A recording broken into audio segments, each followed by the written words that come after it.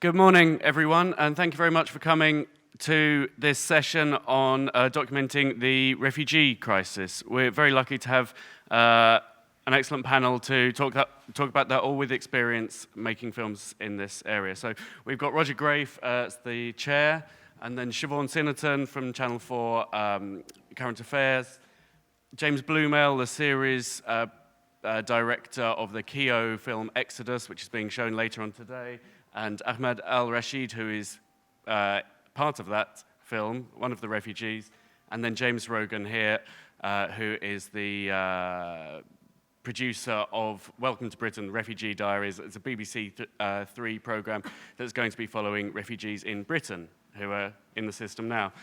We're going to be discussing for about an hour with various clips being shown, and then there's going to be a Q&A for about 20 minutes after that. So if we're all ready, I'll hand it over to you, Roger. Thank you. That was Andy King, who's the producer of this session, and I'm going to embarrass Andy because the briefing note he wrote for us is not only excellent, but the introduction did better than I would have done in describing the problem. And so, with your permission, I'm actually going to read it out loud because it's so beautifully done. Last year, over 1 million people fled across the Mediterranean Sea to the EU. Over 3,770 of them died.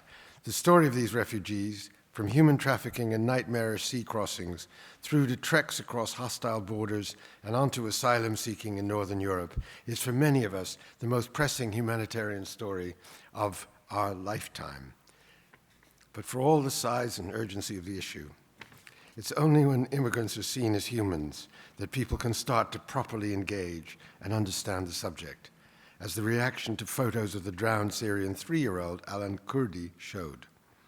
News reports from Mediterranean beaches can only give us snapshots of failed and successful crossings, but it is only in following and documenting the full odysseys of migrants that we are afforded greater insight.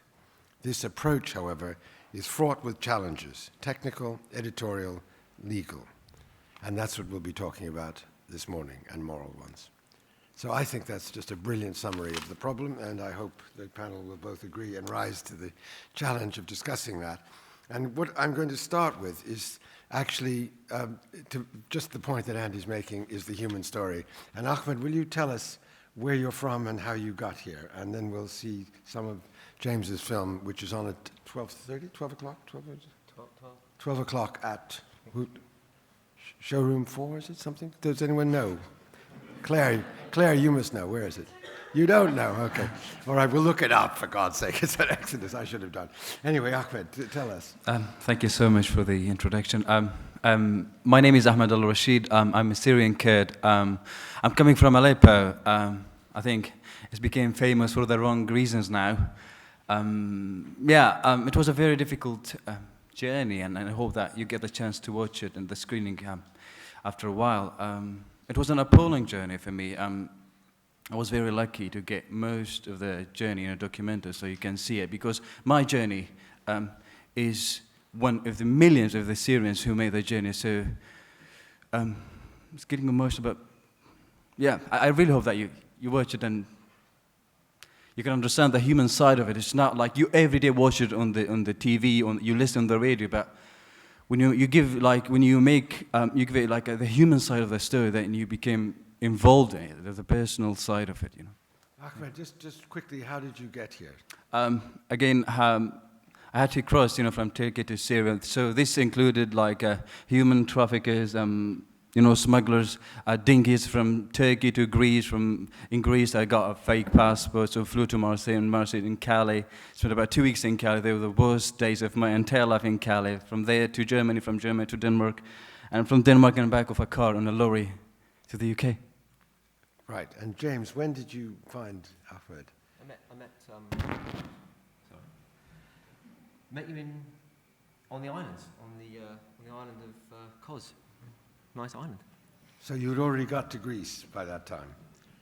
It was my dinghy, actually, at that time. My right, dinghy. Okay. And then, James, how long did you spend with Ahmed? From then, how long did that journey take you?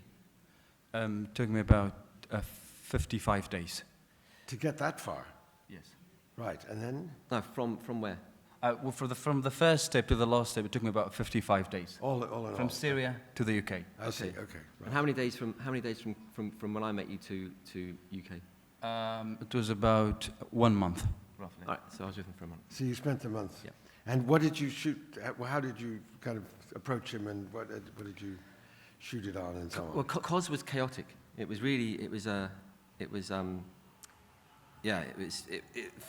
getting busier and full, and more people were arriving every day, and no one was leaving, and it was sort of this sort of chaos and this scrum down at the police station, everyone trying to get their papers in order for them to get the ferry to Athens, and so it's very easy to sort of meet and chat to people there because they're all in one place, no one's on the move, but everyone's in a very bad mood. So you're trying to meet contributors or potential contributors, and they're in a sort of quite a sort of dark place. Yeah. And Ahmad was very friendly, and it wasn't that dark. So we got chatting, and it was yeah. But it was random in that sense, though, was it? It was totally random, wasn't it? It was totally random. I mean, we never planned to meet each other. Clearly not. No. But also, in one sense, you didn't research. Alfred, you mean you? No, I didn't have a particular idea of anyone that I wanted to meet. It was just, if you're going to go on this journey with someone, you've got to feel that you like them, and perhaps they like you back, and then if that's there, and then that's probably the most important thing. But it's a big commitment, isn't it? I mean, you run. It's hard for if we went out into the streets of Sheffield and bumped into somebody and said, "Do you mind if I follow you for the next month while you move from here to Edinburgh or to Syria, for that matter?" That's a hell of a decision. How did you make that, Ahmed? Why did you say yes to that? Well, I think, to be honest, for me, because as a Syrian person, because most of the time the world had let us down, so we had to put our faith in smugglers. So imagine if I put my faith in a smuggler. Why not put it in James? So, so I said, okay, let's try him. We do have the most wonderful job, don't we? Wow, that's all I can say. Again, I said, because, I've seen that, he approached me. I said, look, we're doing this. It will be on BBC. So the word BBC, kind of gave me kind of a relief, And they said, we're from Keo, so I had to research it again and see who these people are. So it's I had to really, before taking the decision. You did do that, okay. Of course, because... No, you say of course, but actually I'm glad to hear it. Yeah, because we had to build the mutual trust. Sure, it's about mutual trust as well. And just technically speaking, James, you had the commission already, is that right? Or not?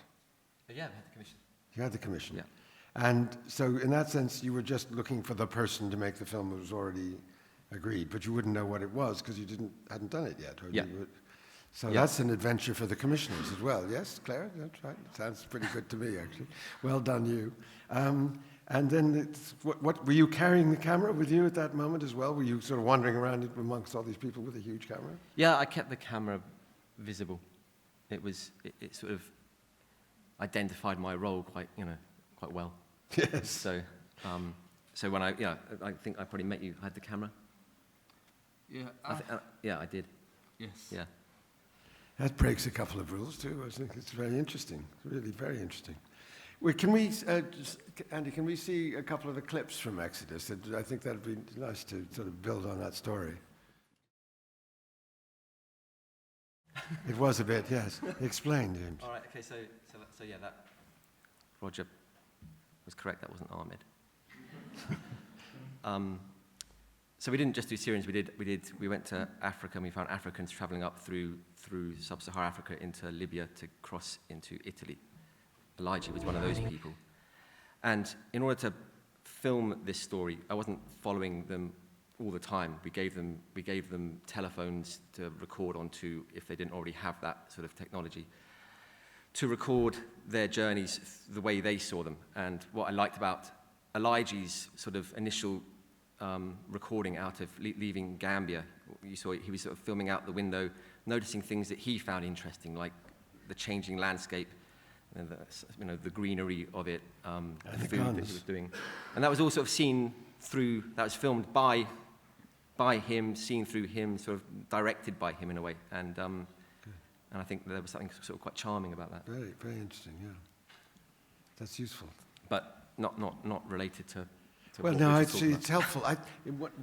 In order to make this morning the most out of this morning, it's helpful to be as specific as possible, because you can talk about refugees and journeys, and it's all too abstract. I wanted really, that's why it's so great to have you on the panel. Let's talk about the real thing, about a real person and how we really film this. And James, you and Siobhan, it's the same point of keeping this real. But the second clip, I think, is of Ahmad. Is that right? I don't know what the second clip boarding is. I mean, the I know lorry, is that right? Is the lorry? Is that right, Andy? Second one is Hassan in Hungary. Oh, it's Hassan. Oh, okay. Well, do you want to skip that? Is it useful? Will you see it now? Can we play the Man of Order or not? We can play Ahmad's. Yeah, let's play Ahmad, let's and do then that. we can carry on. The interview you shot afterwards when you... Yeah, the interview was shot later, Yeah, clearly. and yeah. Yeah, obviously. James, how did you choose the people in your film, your series? We were looking we were looking at it from slightly the other end. We started looking at the experience of people being deported from the UK and worked backwards. So what I thought was really interesting was that I didn't really have any conception of what deportation was. And I mean, obviously foreign criminals are in the news a lot.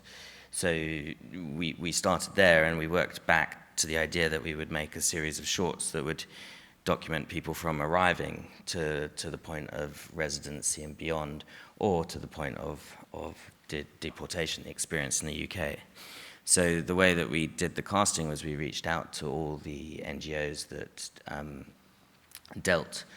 dealt with these people, and obviously it was very, very sensitive once they're in the UK and they're in the system. The social services and the NGOs are very, very wary of giving the media any access at all. And in the end, what happened was a Syrian man who was working as a volunteer at a charity posted on Facebook and said, look, they're trying to do this to try and understand the experience in the UK, and people started coming forward. And then from there, we basically, Facebook became the best sort of casting tool. And we met a young Syrian man called Thea in Newcastle, and went from there. And then met an Eritrean in Peterborough, and an Iranian in London, in Croydon. And what made you choose them, though? What did you say? Why would you say these are people that the rest of us would care about? Well, I mean, to be honest, I mean, all of their stories were very, very strong. I mean, because it was BBC Three commission, we were looking for younger people, and we were looking for stories that reflected their youth to some degree.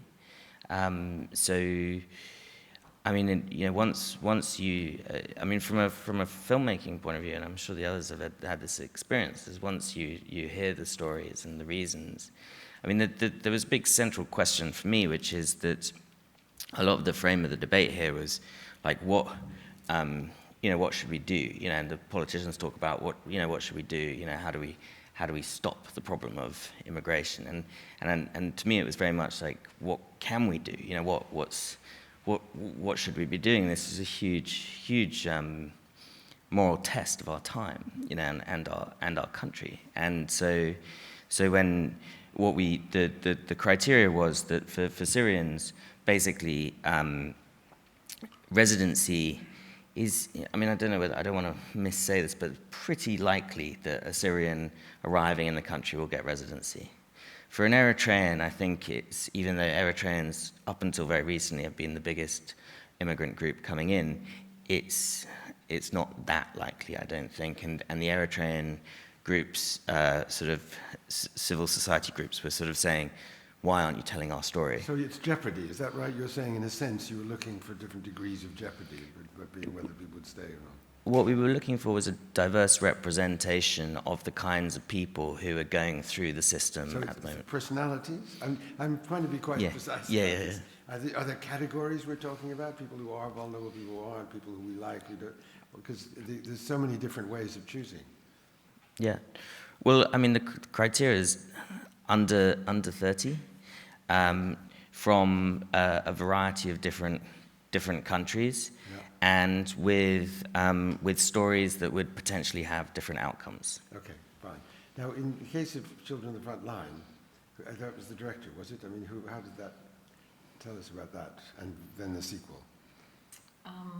So Children on the Front Line was a film that we made, I think we started it about 4 years ago. How many people have seen Children on the Front Line, by the way? Won a BAFTA. Wonderful film. Wonderful film. So Marcel Mettelseefen, actually, it was his, unbelievably precocious of him, it was his first film. It came out of a Channel 4 news piece. He did a Channel 4 news piece about the children of Aleppo that was about 7 or 8 minutes long, and we decided that we were going to turn it into an hour-long documentary. And he filmed in Aleppo over a period of about a year, I think it was. And the first film went out and did very well, and lots of people really liked it. And obviously, we were struggling ourselves at Channel 4 to work out what is our refugee film going to be, because you've got a handful, maybe you've got half a dozen of 1-hour documentaries a year for international current affairs, and you have to make them count, and they have to add value to, we've got a 1-hour news program in prime time that is very serious about foreign news. So they're doing an awful lot of coverage of the refugee crisis. So you're trying to think, what is it that is going to be distinctive? What are we going to add? We don't want to just repeat the same thing. So we then, Marcel had continued to follow himself, had continued to follow the family after the film went out. And he then, they decided to leave, and which was an incredibly hard decision for them, as I'm sure it was for you. I mean, the decision to leave Syria for Syrians is the most difficult decision of their life. He heard that they were leaving, and he decided that he was going to follow their journey. They had already been filmed, though, and then since the casting wasn't an issue, it was that film. The casting wasn't an issue at all. Marcel had already chosen them for the previous film, and yeah, what was appealing and distinctive about it for me was the fact that you could, in one film, show the before and after. Yeah. You could, because very often we pick up refugees after they've already left and are on the road, and this, I thought you would get a real sense of why it was that they were leaving. That's fantastically helpful, actually. Can I ask you two about how the journey went, as it were?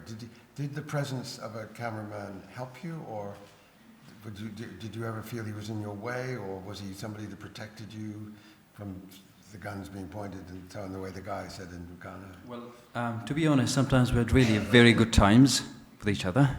We were very good companions, because I needed a friend, someone to help me. I mean, it's a lonely business, isn't it? Yeah, I mean, yeah. But at other times I was really, really angry at him, because sometimes we were walking, into like a smuggler's quarter. All smugglers, they're watching us, and he's just walking with a camera and with me, and filming. Exactly. What the hell are you doing here? They will kill me. I mean, yeah. So it worked both ways. How did you take that, James? Well, I think we were both a bit naive, actually. Like walking into Calais for the first time together. Just walking through, I've got the camera on, he's walking going, it's quite pleasant round here, it's quite nice. And all eyes have clocked us by this stage, and we just walk straight through the middle of town, and then the penny drops that I've just made his life a bit harder, which doesn't feel great. No. So what did you do about it? Well, for me, I walked into a group of people, and these people, they were mostly Syrians and Egyptians, and they were so apprehensive. They told me, you bastards, you're working with the BBC and these people and the journalists. I said, no, I'm not working with them. I want to get the UK. And they were treating me like so it became a problem, because I wanted their help, and they didn't want to help me because they were suspicious that I'm kind of an agent or something. Yeah, so yeah. It created a problem for me. A lot of people have been investigating Calais and smugglers and everything, and using Syrians and Afghans. So one of them said, is that guy who is shooting from up there, is he your friend? I said, no. He said, we're going to go and get him and beat him. So you're going, I don't care. So in order to be like, I don't care about him, I don't give a damn about him. So Wow. Okay. Yes, I was going to say that builds trust, doesn't it? That's really interesting, though. That's exactly the kind of question I want us to discuss. Just at this point, because it is fascinating, and we could carry on without including you, I just want to give anyone a chance who wants to raise something at this point from what you've heard so far, because we're going to move on slightly to the legal questions and the ethical questions as well. Anybody got something they want to raise? No. Okay, we keep going. From a commissioner's point of view, yes, you did, sorry.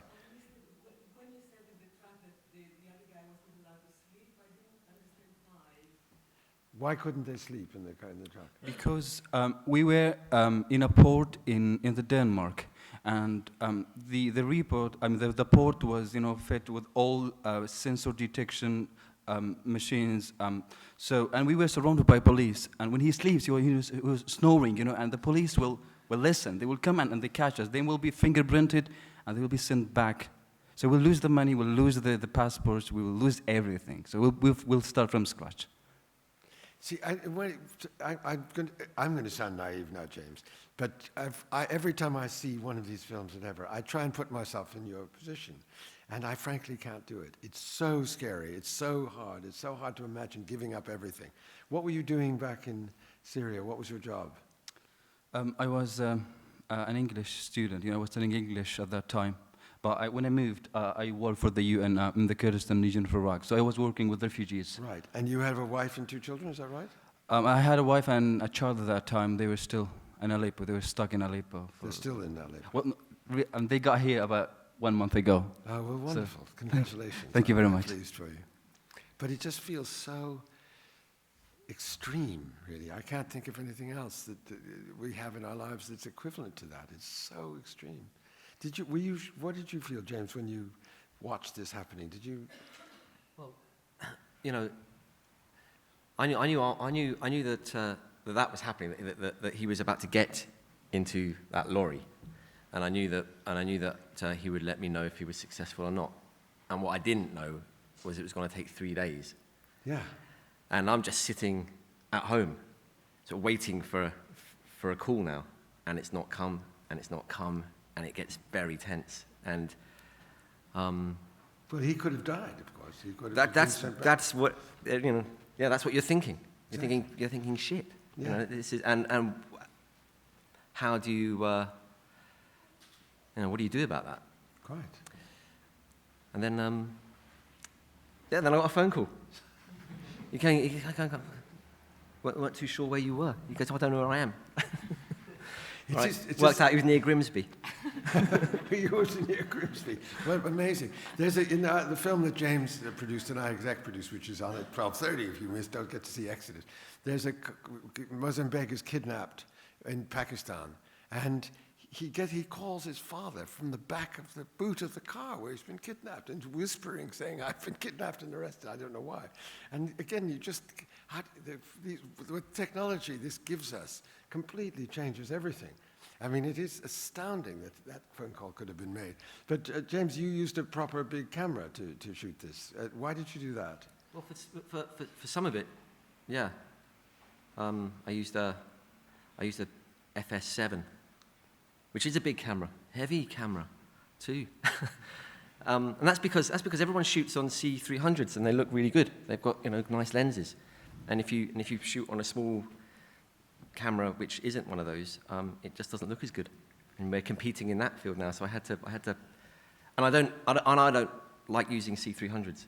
But the idea of having to run, be mobile, to go into all sorts of situations, that limited your mobility, didn't it? No, I don't think it did, because it's not that big. Okay.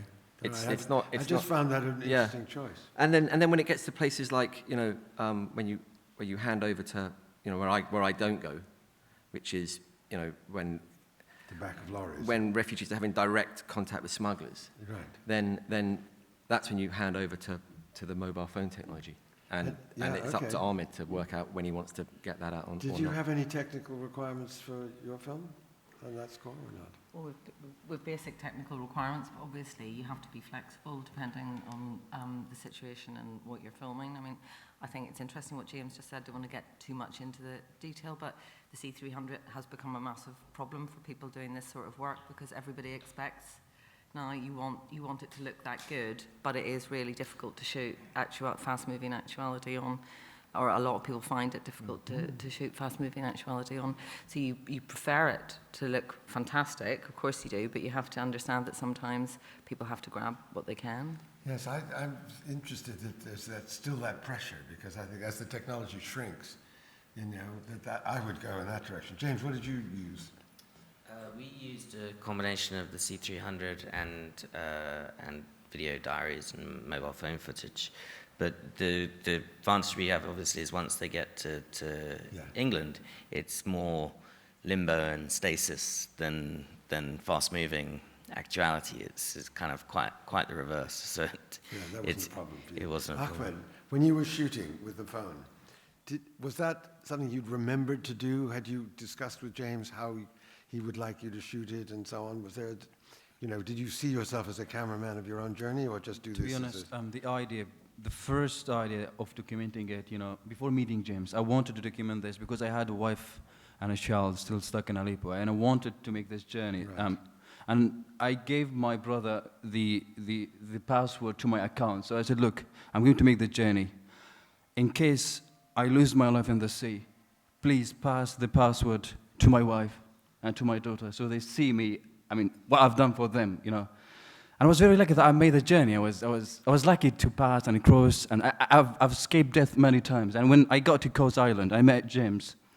And he said, look, this is how you do it, and this is how you do it, and this is how you do it, and this is how you do it professionally. So they gave me some tips, which is really very helpful to me. But yeah.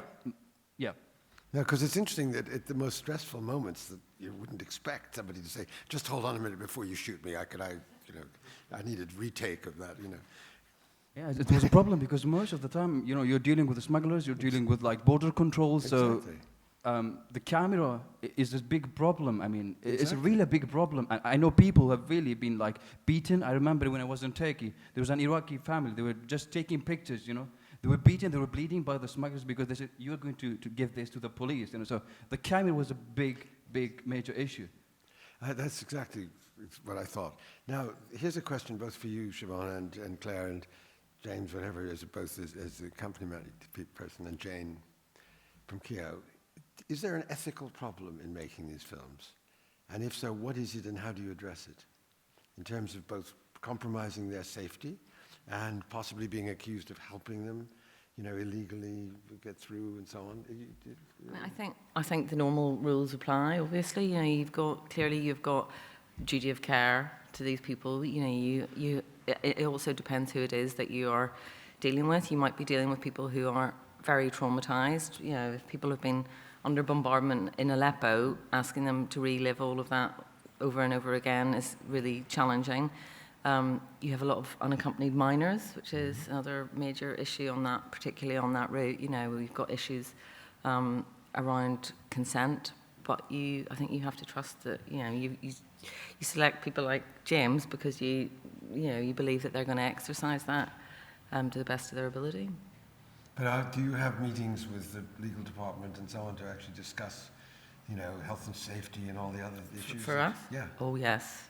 Very, very long meetings with our legal department to discuss all of that. Yeah, you need to all put in place quite, protocols. But the thing is, particularly on the journey part of it, as opposed to in the camps or here, you have to imagine every possible scenario because you never know which way somebody's journey is going to go. So you really have to think through all of those scenarios in advance and what would we do if, what would we, there's all sorts of issues about crossing borders, for example, is a massive thing. I have no idea what you decided to do, but a lot of these people are crossing borders.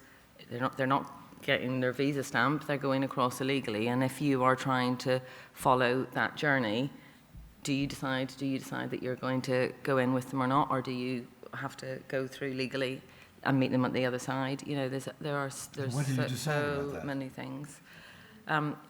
We decided basically on a case-by-case basis for that, because you have to assess what actually is going to be the consequences for your team if they get caught as well. And do you find, I happen to think very highly of the Channel 4 legal department, but I mean, do you find it does depend on the lawyers?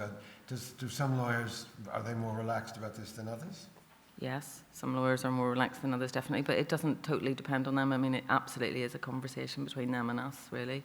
Right. And a lot of them they're not necessarily just legal issues, although there are some of those about arrest and imprisonment, but a lot of them are more ethical issues that really are things that we decide in conjunction with the filmmakers. Have you ever decided that there were things you couldn't do? Sure, yeah. Like what? Well, you don't want to take a risk of sending a filmmaker somewhere where they're illegally, where there are very, very serious penalties.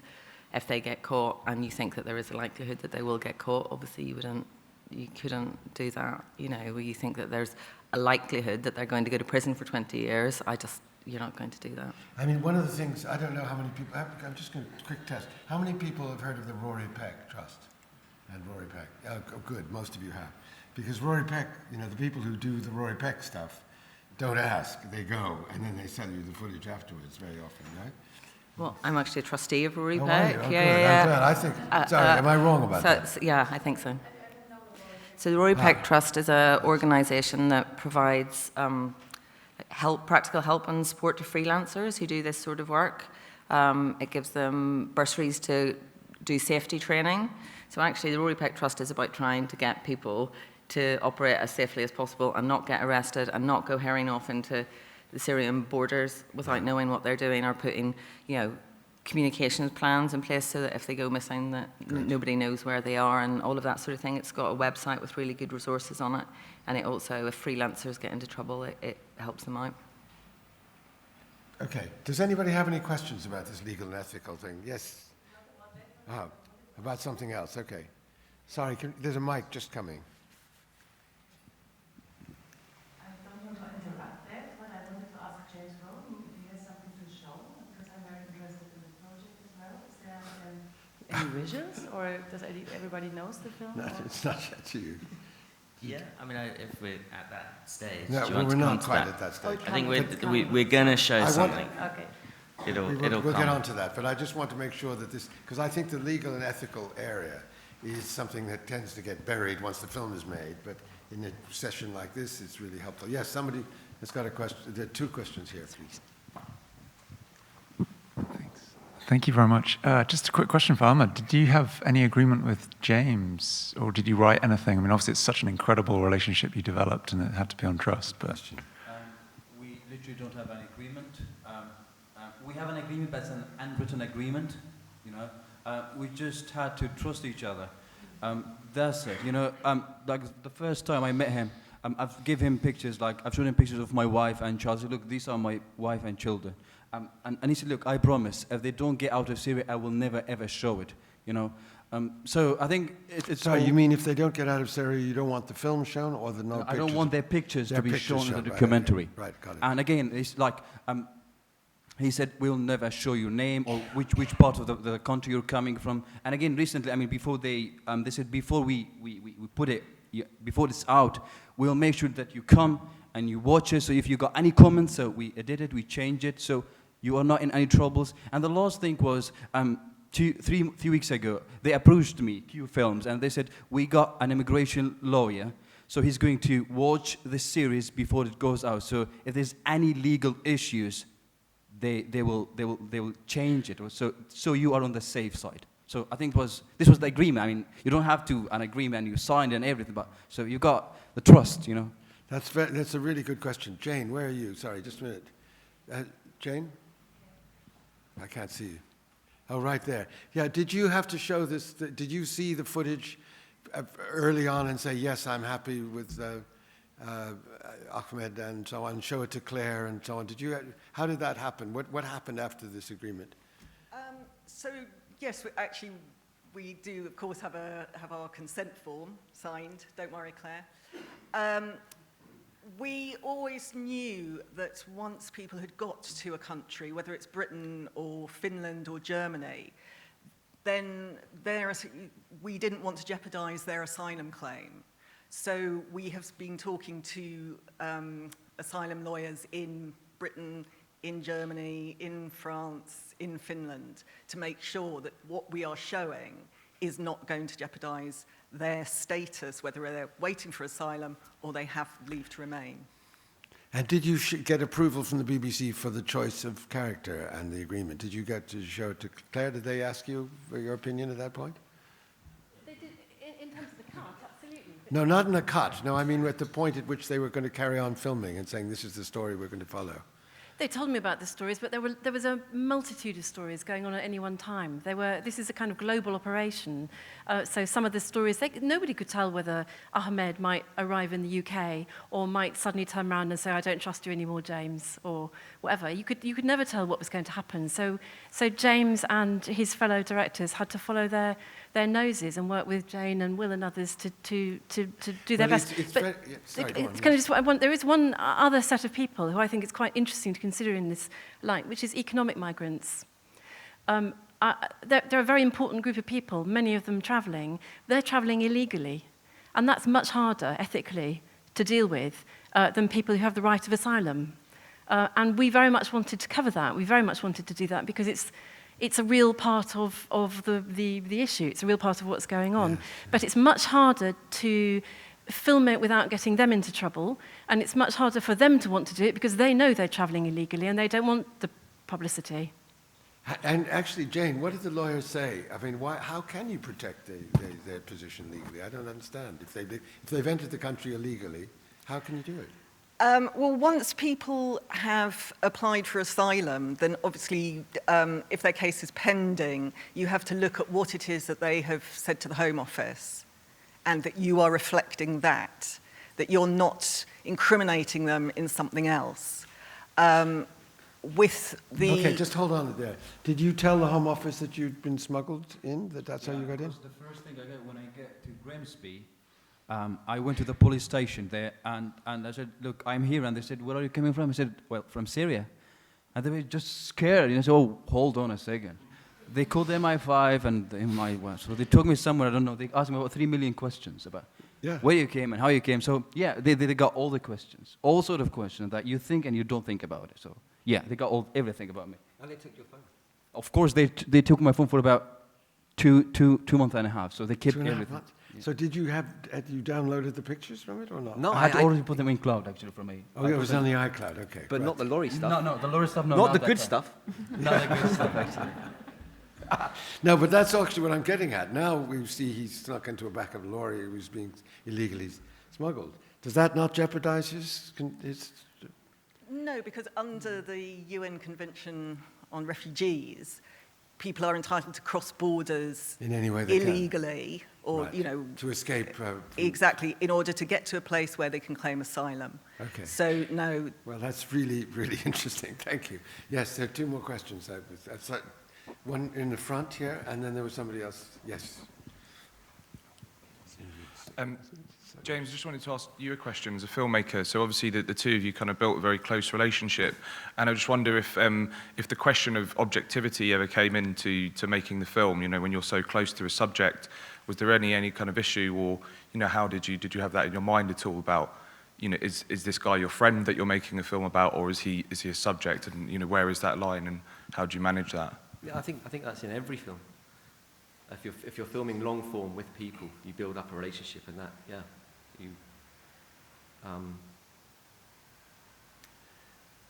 But my line is that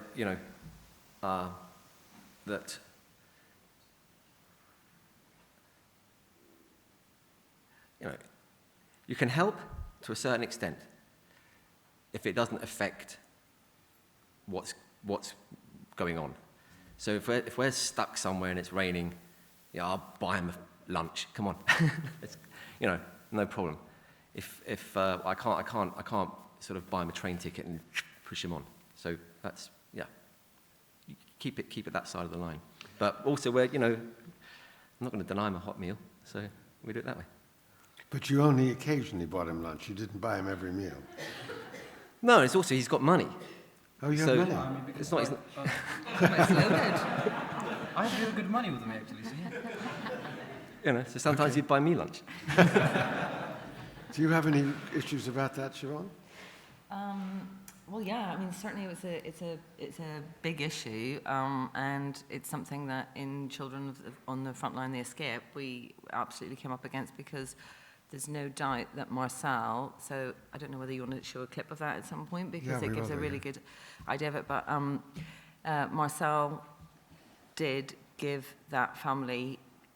So for the follow-up film, he gave them information about what the resettlement program in Germany was. Their father had been taken by ISIS. They were left alone in Aleppo. The daily bombardment in Aleppo at that time was horrendous. They were in constant contact. They were wanting to leave. They got to Turkey, and Marcel said, they were saying, you're from Germany. You've been filming us for 2.5 years. The least that he can do is say, here's what you need to do to go to the German embassy in Istanbul and apply for the resettlement program. And this was actually before last summer. So I think it was last January. So it was before the Syrian flood of refugees came. And Germany had said that they were going to resettle a certain number. And they went to Istanbul and they got accepted. Is that in the film, his help to them? Yeah, well, it's mentioned. It's not explicit in the film. No, I see. That's interesting. Yeah. James, I want to show some of your. Sorry, the other James, your film. But do we have a clip? Sorry, quick question. Okay, yes. Yeah. So just going back to the point about legal issues. Yes, about people having the right to cross borders to get to a place of safety. Something that I've encountered is. By showing that people have got to a place of safety, might be obstructing them getting to the place that they want to get to. Yeah, beyond that, yes. Yeah, so for example, getting to a safe haven in mainland Europe, showing that they're there and then showing them moving on to where they want to get to, whether it's Germany or the UK. Have you found a way where people are reassured that that won't affect their asylum claim when they get to the UK or somewhere else?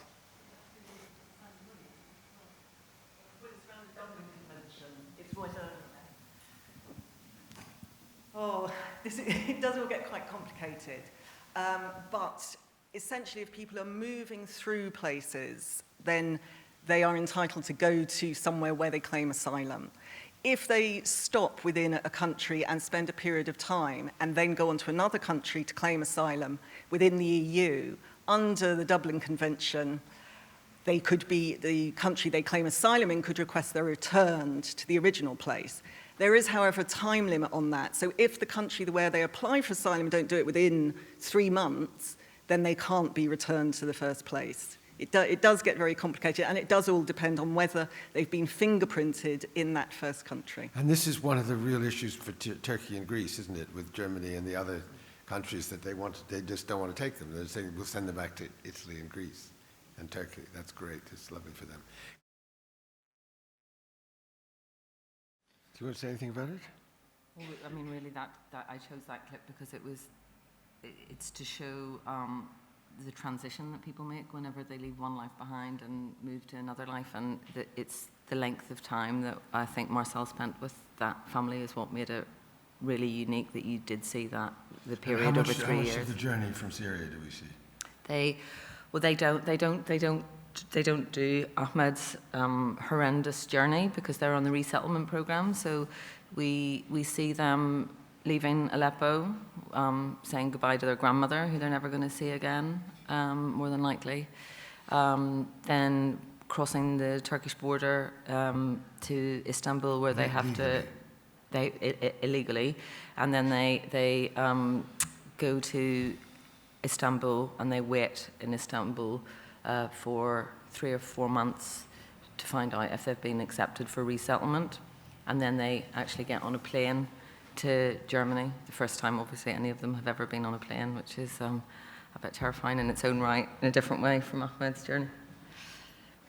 Okay. Yes, you had a question. Sorry, wait for the mic, please. For how long was it covered? From the very first time we filmed with them until, well, Marcel is still filming with them even after the second film has gone out. But I think it was about 3 years, three and a half years in total. Yeah.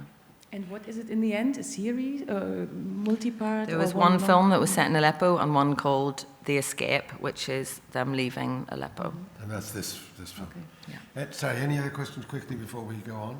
Because we slightly got distracted. No, okay, good. Well, this has been very useful so far. James, let's hear about James Rogan, let's hear about your series and see some clips about that. You've described as people who are already vulnerable here. Do you want us to just show the clips? Yeah, let's just show the clip and we can talk about it. Okay. Just to fill you in a little on the background, is that these are shorts for BBC Three. How many are there? Well, it's not a fixed amount yet, but the idea is, I mean, what we're hoping to do is to show the progress of integration, a sort of a mini 7-Up style, where you get little sort of bite-sized chunks of. So it's a returning series. Yeah. Right. So the first set are what, 4, 5, 10 minutes, or was? I think, well, with there, we want to follow him up to university, so, but I don't want to give away what happens. All right, okay. I'm just asking how many programs and how many people are you following, that's all. Looking to be 3. 3, okay. So, that's he's one of 3 characters that you followed, is that right? Yeah, so that's the first part, an excerpt from the first short film. And so the next step for him was we followed him up until the point that he got his residency. The postman finally comes at the end of the episode, and then he moves to London. So he's staying in Newcastle at that point. He's been in 5 different cities, and he's staying in Newcastle. The next step is he moves to London, and that's what's happening now. And he's these, I mean, I don't know how you feel about it, but the problems are much more banal, but they're equally scary for him. So he's actually gotten a place at university, but before, in order to rent a place, he has to have a deposit of £1,400, but at the same time, he's got to pay for a certificate for his English and do an exam in English, and both to rent the place he needs his ID and the university needs his ID at the same time. There are these very sort of difficult structural problems that he's navigating, and those are the problems that I felt that we don't hear about, and I really wanted to explore that in a kind of over a period of time, how somebody kind of integrates. And he has been relatively lucky in terms of both the timing and what he's gotten, but you can see the precariousness of his situation. Just maintaining housing is a huge challenge for him. Ahmed, you've got a place at SOAS, you told us, which is great. Yes, and I've a scholarship. been awarded a scholarship to study at SOAS. But how are you handling the housing problem? Thank you. The housing is it's another brilliant story. After the Home Office, they told me, you've got your residency, congratulations, go find a job, go find a place. I said, well, I don't have money. They said, well, this is your business, this is our business. So I was kicked out of my place. Another English family, they took me in. They said, okay, till you find your place. So I had to find some people. I had a very lovely landlord. He said, come stay in my flat. I don't need any deposit. I don't need any money. And when you start getting money, give it back to me. And that's why I'm living there now. How wonderful. Okay. That's a crowd stuffer, isn't it? That's wonderful, though. I mean, because one of the problems I've been seeing, why these are so important films, is this debate about immigration and the risks, next Thursday, is it? That we might be mad enough to leave the EU, which would create so many more problems. So it's really precious that these films are being made. But there's also one category of prisoners. So prisoners, they are prisoners in effect in the camps, of people who are staying. And there's large numbers of people in Lebanon and Turkey and Jordan particularly. And you've got an unreported world about that, don't you, that you were going to show us? Yeah, and I chose that clip because I think it's really important that we do stories about people coming to Britain, and it's really important that we do Well, I mean, I can't wait to see your series. It sounds absolutely fantastic about the journey and the horrendous journeys and obstacles that people have to make. But I think also it's really important to remember that this is about reporting, covering refugees, and the vast majority of them are going nowhere. They're not. They're stuck in camps in Lebanon and Jordan, or in makeshift camps outside, where they can't work. They're paralyzed. You know, they can't go anywhere. So and some of those stories aren't necessarily. They don't have a narrative arc. They don't. As filmmakers, we all love journeys, don't we? And we like beginnings, middles, and ends, and all the rest of it. And it's really, really challenging, I think, to find ways of filming in the camps. You know, and how do you make those? How do we keep telling the story of the people that are stuck and aren't going anywhere? I think so. That's why I chose that clip. Yes, her sister carried her for 6 days. To get out of Syria and to end up in that camp. And whenever we first arrived there, so she's got spine bift, as you can see. She's got terrible wounds. There was getting no medical care of any kind. She wasn't getting anything. So what happened then when you arrived, or your crew, your team? Well, Giles made that film. Did he get her medical help? Was he able to help? UNHCR became aware of her case as a result of the film. After it was made or during the filming? He went as part of the filming. You know, he went to the UNHCR and said, because he met quite a few disabled refugees who weren't getting any medical care at all. They were just languishing in these tents. And so he went to UNHCR and said, why are these cases not getting help? And as a result of that, she did. Oh, actually, I was going to tell you at the very end, but their family actually last week touched down in Paris. They've been resettled, and Aya's getting really brilliant care. Actually, I don't know, Andy, is there the picture of... Oh, yes. So that is last Friday night at the French game, and everybody was watching the game, and UNHCR made a little film welcoming Aya to France. Can you go any closer, Andy? Can we zoom in? Because it's harder to see her. She's there. I can. No, okay, well, she's there. Yeah, you were... I'm sorry, I've rather spoiled the ending, but we wanted to give you something happy to take away at the end of it, that actually, just even though it's all really, really, really difficult and really grim, sometimes good things do come out of it. Well, I'm going to throw open to questions now, as we usually planned, but hold on, there's just one thought I've got, which is in relation to this story, which is very interesting. There are millions. How many, Ahmed, we were talking, how many millions of refugees in Lebanon and Jordan? According to the UN, now in Syria, you've got over 7 million people are internally displaced in Syria.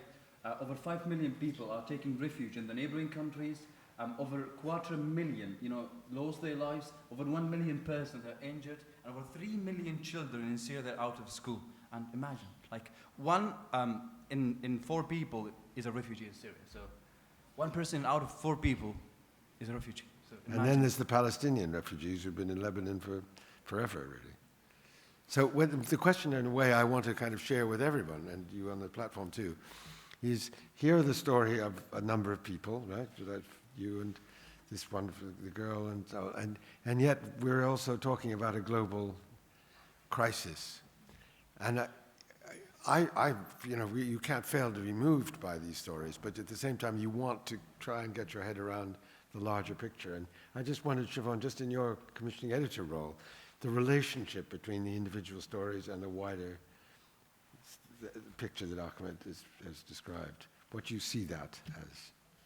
Well, I think obviously there's, when you're showing Aya's story, Aya is the symbol for,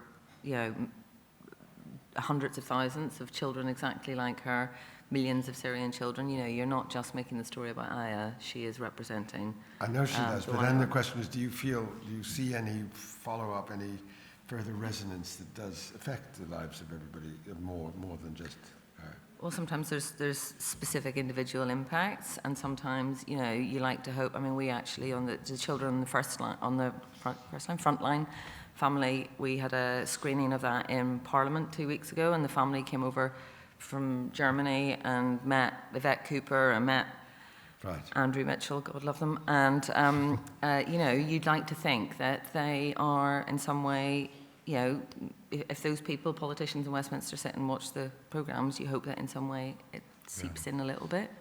And it's a really difficult problem. When I started Comic Relief with Richard Curtis, and we made a decision to, rather than asking for money for Africa, we were going to ask for a well in a village, which you could see, and you could tell the difference because the well would help the villagers. You know, you could understand, you get your head around what the donation would mean. And I think that's an interesting. It's twofold. I think you want to, you know, you want to highlight specific problems, but you do actually want to affect policy in some way if you can. Exactly. Not, I mean, you hope. Right. Let's have this wider conversation. Yes, there's a microphone down here in the second row, please. And Hi, I just wanted to ask James from Keo, if you could give us a really honest answer to how this has impacted covering the journey on you personally. Because I was out on Lesbos for 2 weeks volunteering. I decided not to take my filmmaking stuff with me. And some of the things that you see and some of the stories that you're told, you don't realise at the time, but it comes back later. And I just wondered, as a human being, you know, what impact, if any, has it had on you afterwards? Ahmed. To James. No, to James. So it was to James. Yeah, I'm sorry, I thought it was to because Ahmed. the reason why I asked that, people might think that's a really strange thing to ask, but when I was out there, I saw loads of filmmakers, and obviously James is much more structured in how he's gone, and he's had the backup of the BBC. But you know, this is not let's get a camera and run off to the island and film stuff. There's serious repercussions to this. I understand, James.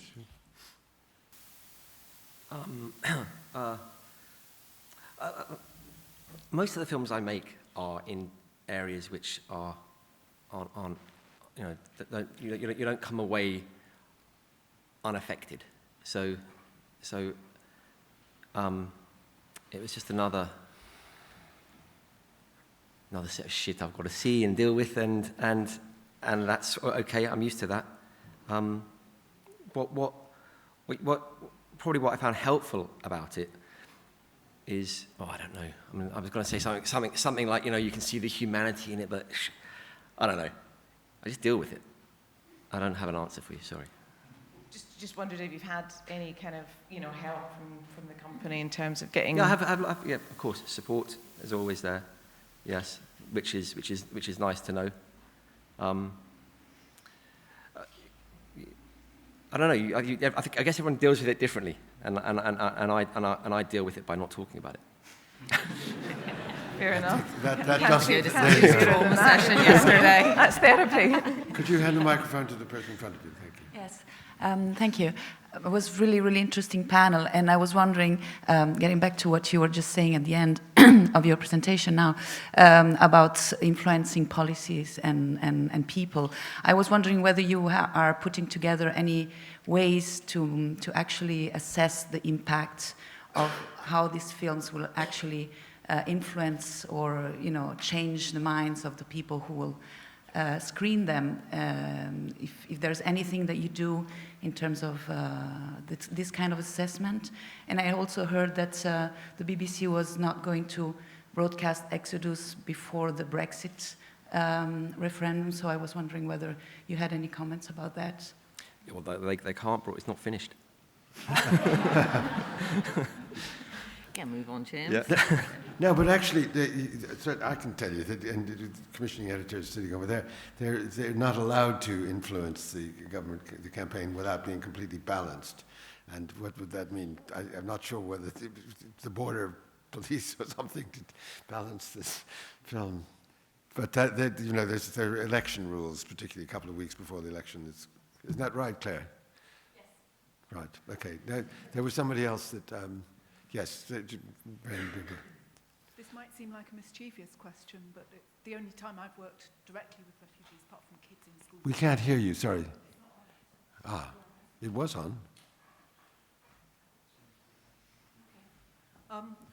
Is there any interesting stories that are nothing to do with us in Britain or in Western Europe? I mean, I've worked in a camp in Ghana that was for Liberians. They didn't want to come to Europe. They wanted to go back to Liberia eventually. And something you touched on earlier was it's part of a bigger story.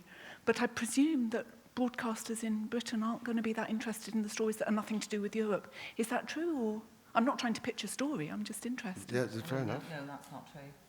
That's definitely not true. We've done dozens of films about refugees, whether it's Burmese in Malaysia or what might on Unreported World. We do lots of stories about That's what other Unreported World is. That's what it is. Yeah, Just, no, other refugee I'm crises kind of around forgetting the world. that. It's just it hasn't come up in today's Yeah, it's a good session. question, but it is true that a lot of series in Britain say there must be a British link, but Unreported World is an honourable exception. I salute Unreported World. Yes, yes, yes. Right, sorry, let's keep going now because I want everyone to get a chance to. Hi, my name is Reem and I'm a master's student filmmaking documentary at Goldsmiths. I'm from Syria, so I'm trying just if I can ask a question and just give a little bit of explain what happened. So I've been in Syria all my life. I've been like till the end of 2014 in Damascus. And I've been witnessing what's happening. And then I moved to Lebanon, so I can see also the refugees in Lebanon. So in Syria, like we don't have just refugees out of Syria. We have refugees in Syria because the city is totally destroyed. And we have millions of disabled children because of this war. And we have some children also, they were born disabled during the war. And what also like we need to focus in refugee crisis, not just the people who flee the country. We should focus on the people who stayed in the country. Most people who fled Syria, they are doctors, experts. And now there is no expert for these disabled children. There is no doctors. I know, like, I've been making a film about disabled child. He was born, he has uncompleted, like, a lack because of a lack of oxygen. His family couldn't take him to a doctor's. 3 of the doctors that used to help this child, now they went abroad. Yeah. And you can imagine how we help also the Syria to be more miserable inside Syria. Because refugees who went abroad, maybe they have a chance to see organization, maybe they have a chance to meet a doctors. They have a solution, but what about the people and the disabled children in Syria? Thank you, that's very important. And that's why I asking if you can support the filmmaker in Syria, because we don't have a very, like, I think like I'm one from very, very rare filmmaker in Syria. We don't have that. We work in very bad situation. We don't have even like the right to have a camera.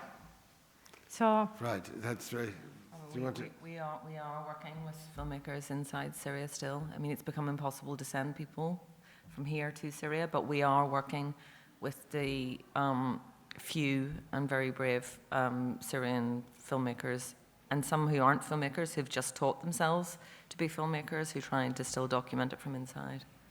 So, good, that's Thank very you. helpful. Thank you very much for that question. There was somebody, you've got the microphone, okay. It's not working.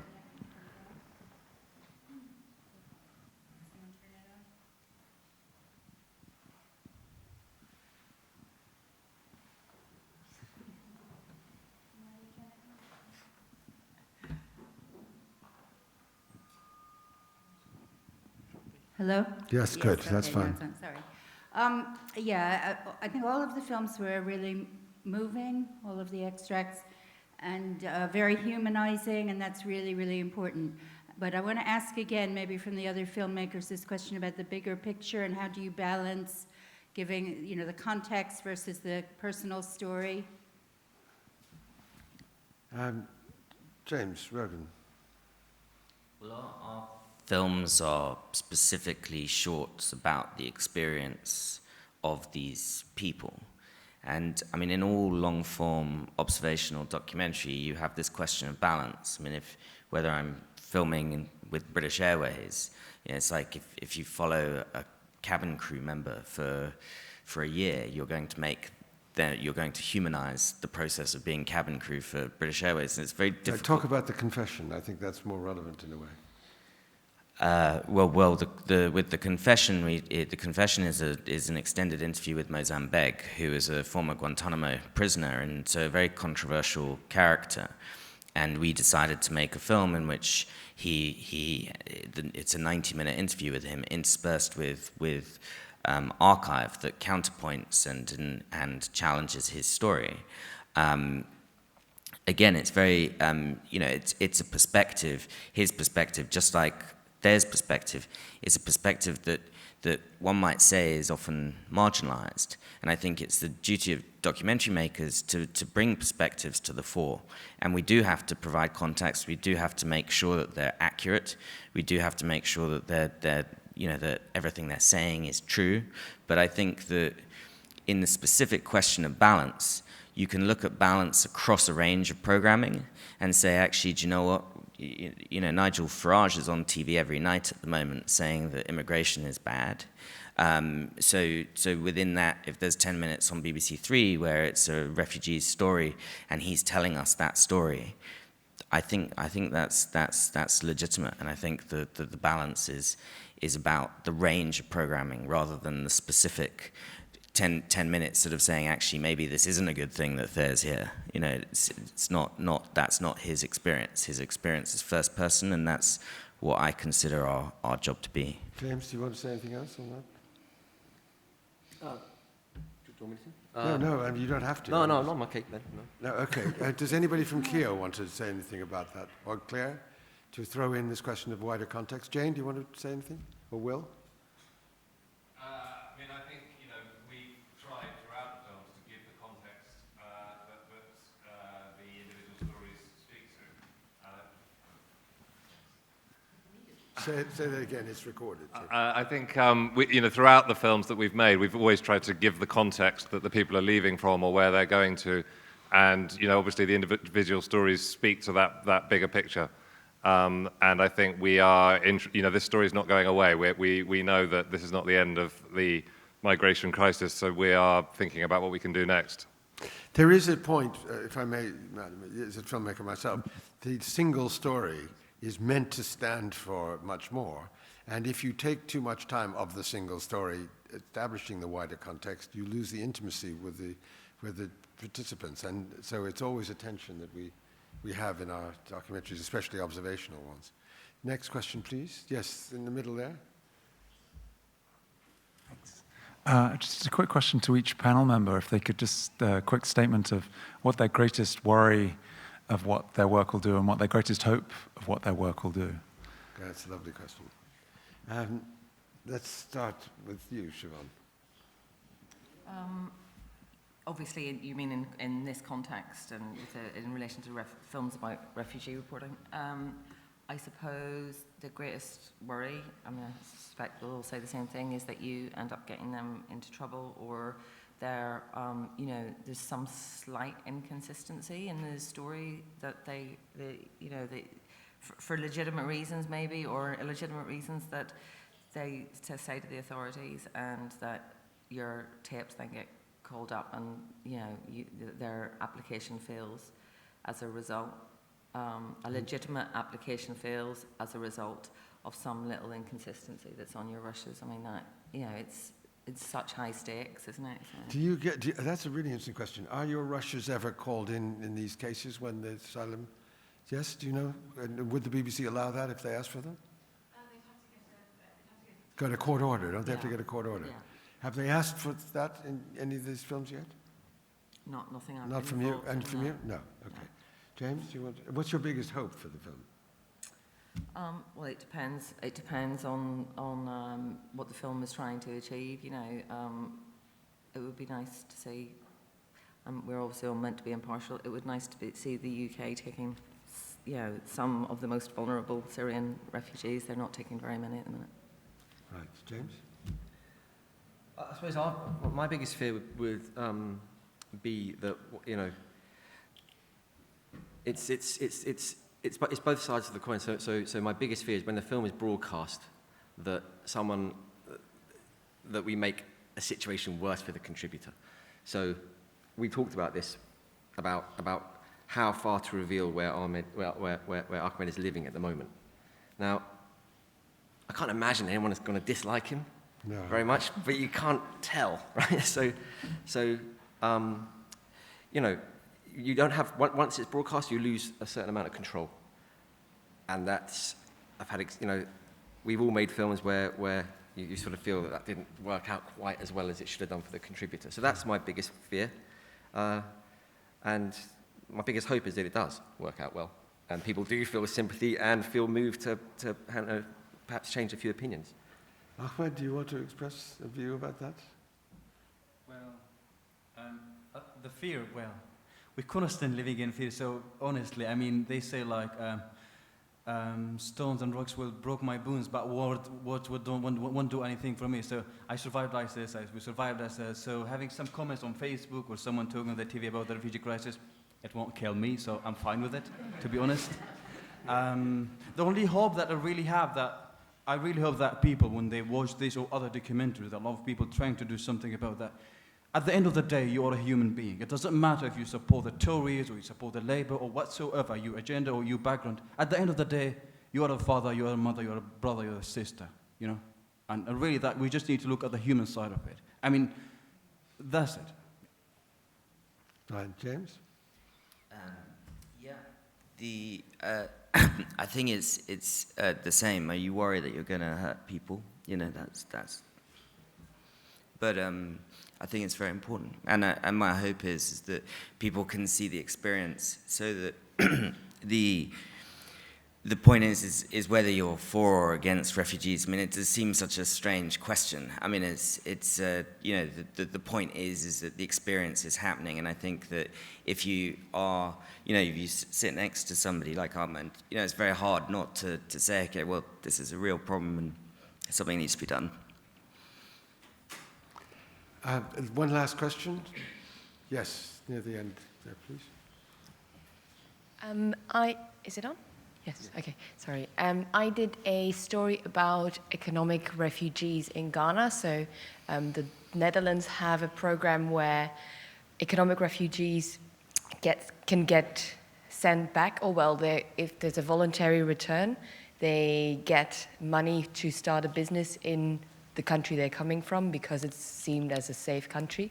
But when I did that, I got some backlash from quite a lot of people, comments that from far-right people in Europe who are saying, or from the Netherlands, who are saying, like, this is proof that we're doing the wrong thing, and we're giving them money, we're sending them back, and then we're even giving them money. So I had the feeling that instead of I was trying to show, or I guess I was just showing what the program was doing, but it was having the opposite effect, I thought, sometimes. And even though it was just the truth, I wonder if you ever feel like whatever you're trying to achieve with a refugee story might even fuel the opposite side.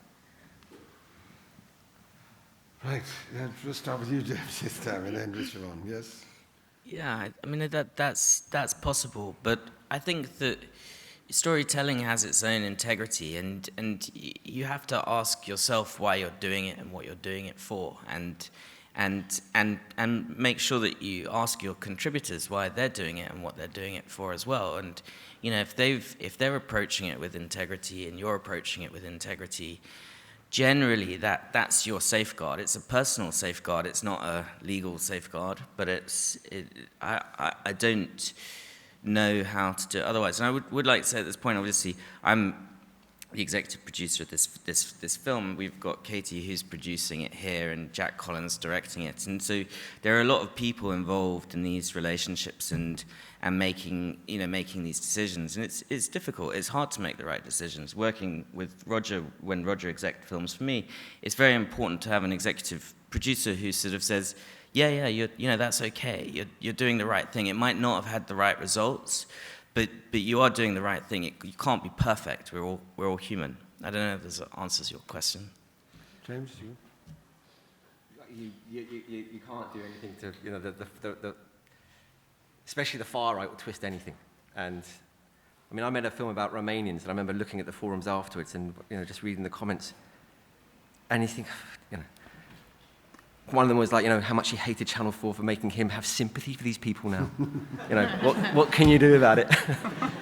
That's perfect. Siobhan? Yeah, I think you have to report what you see in front of you. You know, you can't shy away from it. Sometimes And sometimes it is unpalatable, and there was a lot of that around the reporting of Cologne, etc. And I think you've just got to report the truth as you say it, and if people take it the wrong way, there's not an awful lot that you can do about that. Well, there is the only thing that I feel now about the social media, and it's fascinating watching a film go out and see everybody reacting while it's on the air, and that is something we never were able to do before, is that you can respond. And certainly all the years I've been making documentaries, and I was only exec of The Confession, but I expected to be a firestorm around that one, is that's what we want, is a firestorm. We actually want the debate. The one thing my biggest fear, as somebody asked about that, is that nobody watches. They say, oh, it's another film about refugees, and nobody watches. And that would be a disaster, because the heart and trust is precious. Thank you.